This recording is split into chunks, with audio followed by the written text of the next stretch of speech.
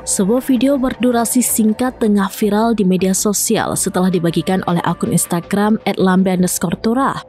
Dalam video tersebut terlihat seorang ibu marah di sebuah barbershop karena tidak terima rambut anaknya dicukur habis tanpa seizin dirinya.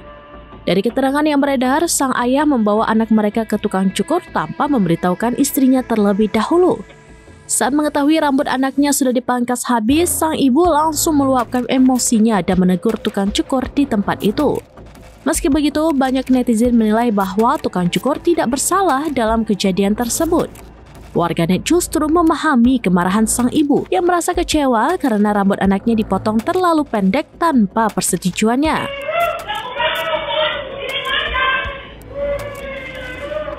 Video tersebut kini viral dan ramai diperbincangkan di berbagai platform media sosial.